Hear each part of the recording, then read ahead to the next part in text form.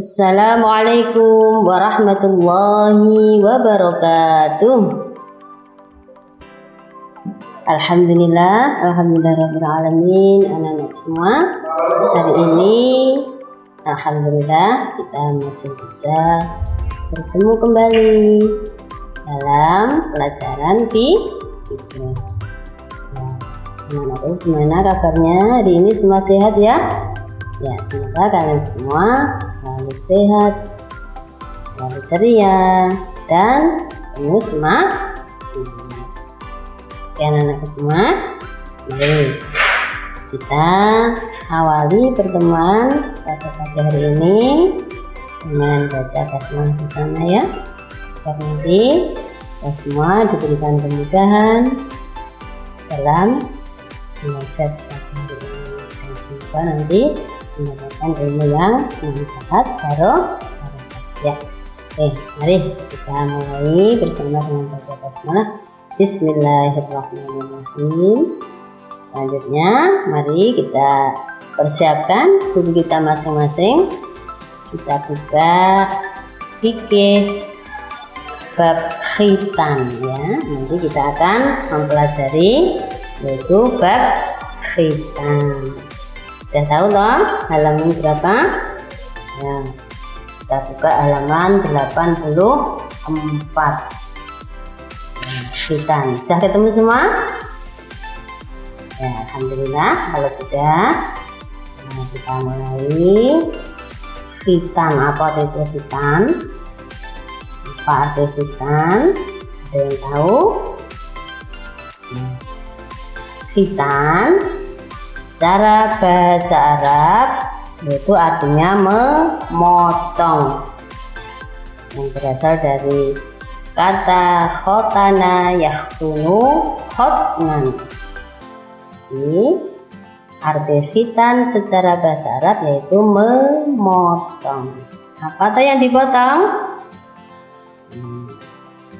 Tahu apa yang dipotong? Kita lihat pengertian khitan secara istilah, secara ilmu fikih, yaitu yang artinya memotong ujung kulit kelamin laki-laki dengan tujuan untuk membersihkan kotoran yang menempel pada kulit tersebut. Jadi khitan itu memotong ujung kulit, jadi kulitnya itu dipotong sedikit, di ujung kemaluan itu, di ujung alat kelaminnya, biar nanti kotorannya tidak menempel lagi di situ ya. Nah, semua laki-laki ini tentunya lebih paham ya dari yang perempuan, karena yang laki-laki semuanya bakal mengalami khitan. Kalau laki-laki dan perempuan itu khitannya berbeda ya. Lebih sakit laki-laki katanya ya. Tapi tidak apa-apa kalau kita niat semangat, insya Allah rasa sakitnya itu akan hilang. Apalagi nanti kalau khitan bersama teman-teman ya, rame-rame, itu namanya khitan massal ya. Khitan yang dilakukan bersama-sama itu ya, biasanya ada itu kalau di desa-desa itu ya, ada peringatan apa itu mengadakan khitan massal. Sekarang sudah di kota juga sudah banyak itu yang melaksanakan khitan massal. Oke, kita lanjutkan ya. Sudah paham ya pengertian khitan? Ya, sudah. Kita lanjutkan yaitu tentang sejarah khitan. Sejarah khitan ini bermula yaitu pada zaman Nabi Ibrahim alaihi salam. Yaitu Nabi Ibrahim mendapatkan perintah dari Allah untuk berkhitan. Perintah ini untuk Nabi Ibrahim juga untuk putra-putra beliau. Putra Nabi Ibrahim ada berapa anak-anakku semua? Ada yang masih ingat? Oh iya, 2, pintar ya. Itu yang pertama Nabi Ismail, yang kedua Nabi Ishak alaihissalam ya. Dan semua ketika itu Nabi Ibrahim berkhitan itu umurnya sudah 80 tahun. tahun.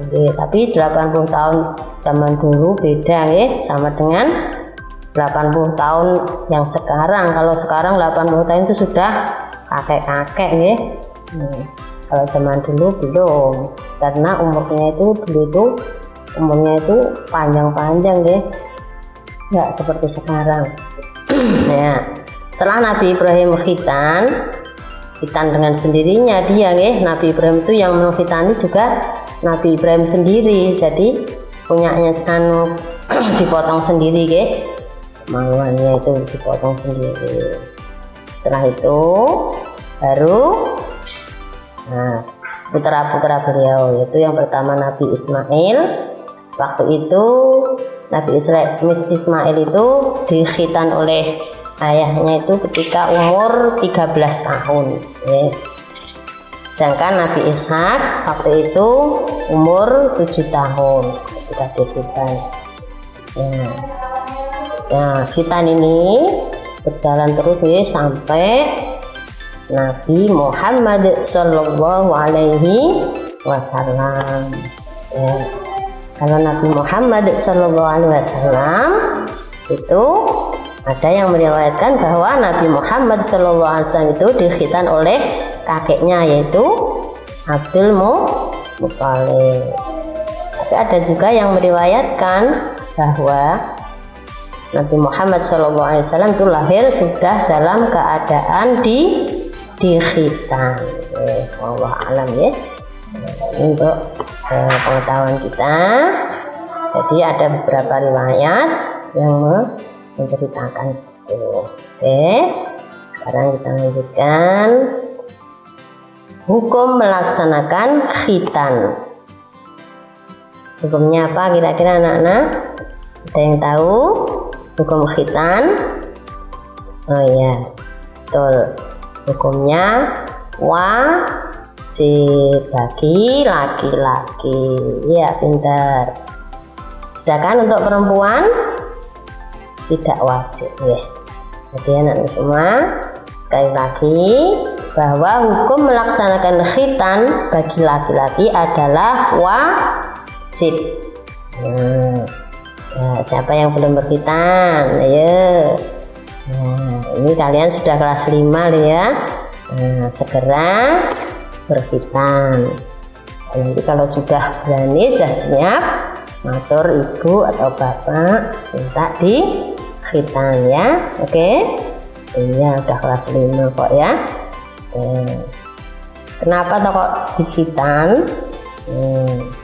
Kalau belum dikhitan itu nanti kalau mau sholat itu nanti kurang sempurna karena najisnya itu masih ada yang tertinggal ketika kita buang air kecil, karena belum terbuka tadi ujungnya belum dibuka, jadi masih belum bisa belum bisa bersih kalau kita buang air kecil.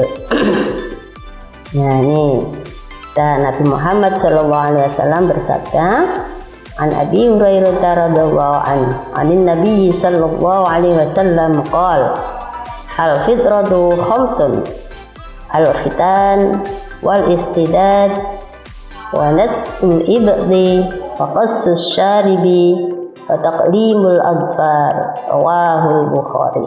Yang artinya Hurairah radhiyallahu anhu berkata, Nabi Muhammad sallallahu alaihi wasallam bersabda, fitrah itu ada 5, yaitu 1 khitan, istihdad, mencabut bulu ketiak, memotong kuku dan mencukur kumis. Hadis riwayat Imam Bukhari.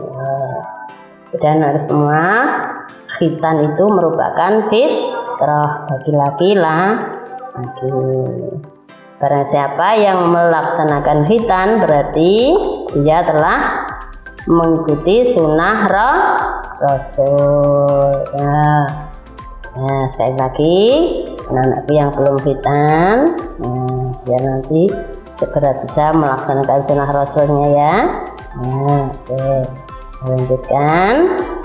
Sekarang kapan pelaksanaan khitan? waktu pelaksanaan khitan adalah ketika anak mendekati masa akil balik. Kapan? Pada umur berapa? Yaitu pada usia 7 sampai 10 tahun. Nah, ini anak-anak kelas 5 sudah 10 tahun toh? Nah, ini sudah mendekati akil balik. Hanya dihimbau untuk khitan. Yang belum segera ya. Nah, pada masa itu diharapkan anak-anak akan menjadi seorang mukallaf. Apa itu mukallaf? Mukallaf itu yaitu yang akan memikul tanggung jawab. Jadi sudah mempunyai tanggung jawab. Tanggung jawabnya kalau dipikul sendiri nggih, dalam melaksanakan hukum syariat dan perintah-perintah Allah. Namun sebaiknya pelaksanaan khitan dilakukan sebelum akil balik agar ketika anak sudah mencapai masa akil balik dan telah mengerti hukum agama, ia dalam keadaan telah dikhitan, sehingga ia pun akan merasa tenang. Bu, kalau khitan bayi boleh nggak Bu? Ya boleh. Khitan ketika masih bayi itu malah lebih bagus, ya, karena anak sejak kecil, sejak bayi sudah terhindar dari kotoran yang tadi yang menempel tadi, ya. Ada anak-anak yang khitannya dari bayi ya? Ada enggak? Oh, nggak ada ya, apa-apa.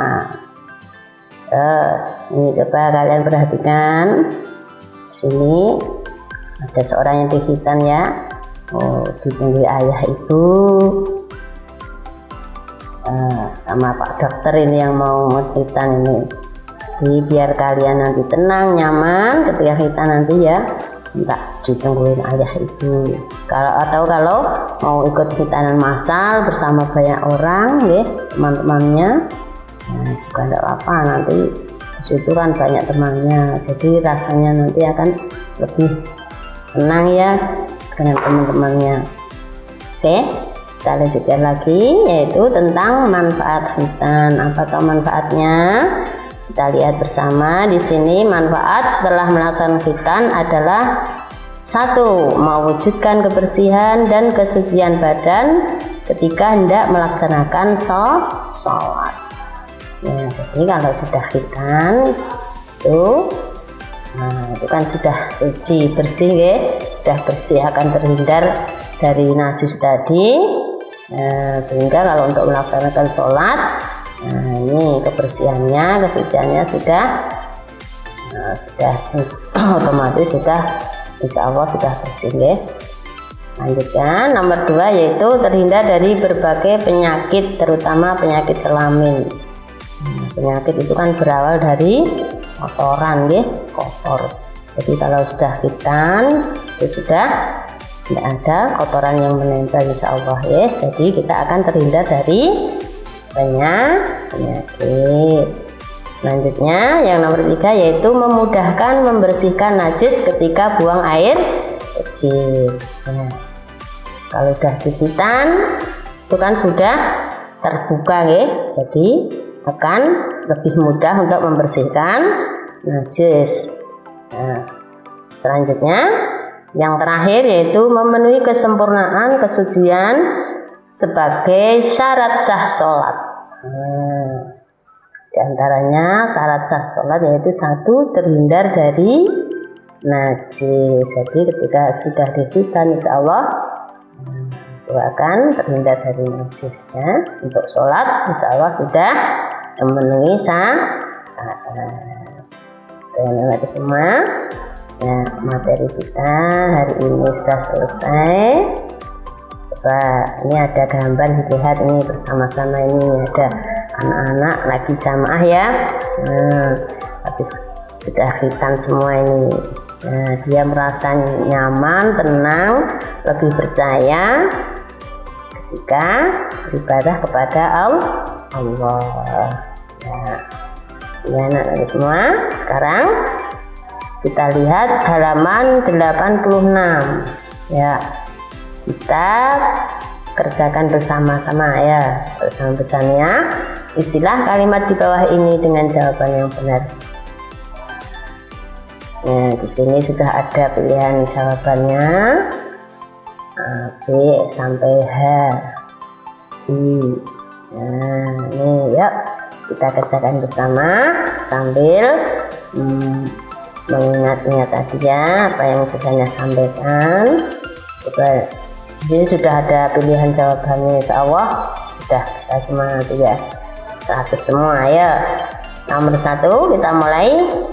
Membuang kulit bagian ujung zakar alat kelamin laki-laki disebut, kira-kira apa jawabannya ini?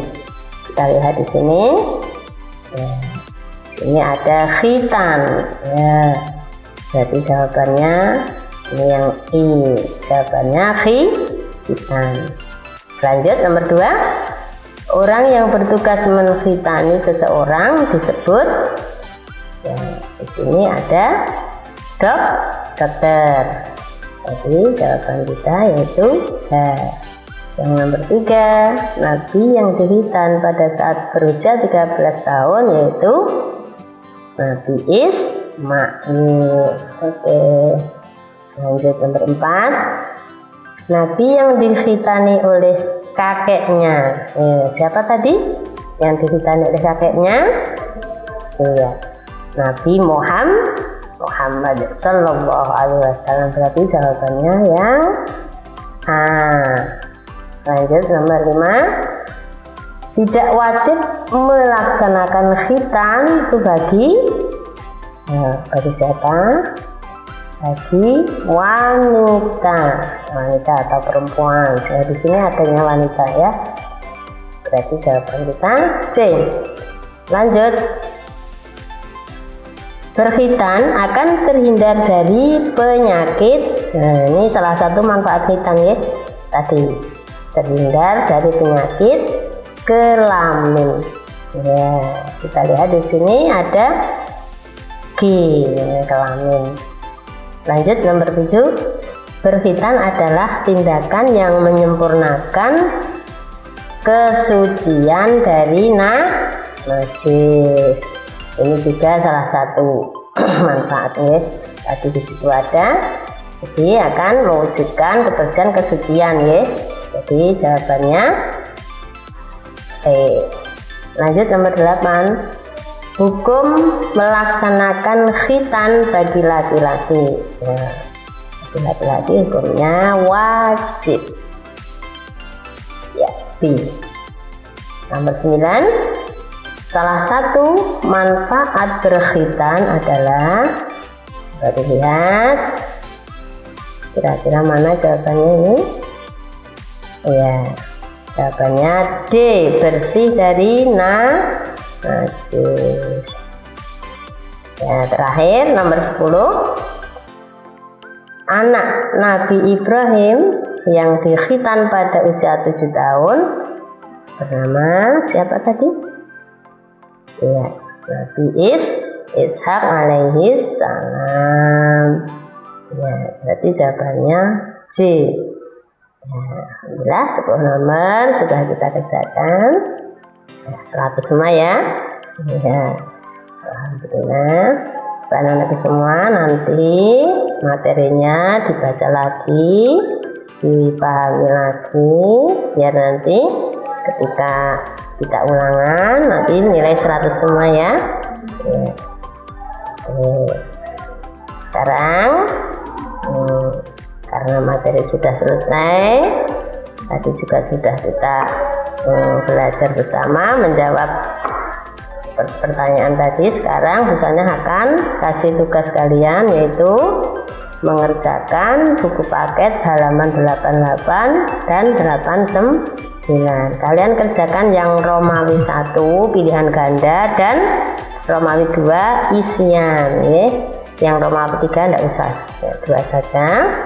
Tulis di buku penugasan seperti biasa ya, nanti dikumpulkan bareng dengan tugas yang lainnya dari wali kelas. Oke ya, kerjakan sendiri, jangan malas untuk membuka buku, cari jawabannya, dibuka lagi materi khitannya ya, biar nanti hasilnya bisa maksimal 100 semua ya. Oke ya, atau kalau nggak ada di buku mungkin bisa tanya, nggak apa-apa ya. Alhamdulillah pertemuan kita di pagi hari ini sudah selesai. Misalnya kita sekalian, semoga pertemuan pagi hari ini membawa manfaat, barokah, dan dapat ridha Allah Subhanahu wa taala. Amin Allahumma amin. Ya, sekian dulu. Bila ada kekurangan, kesalahan, saya mohon maaf. Wassalamualaikum warahmatullahi wabarakatuh.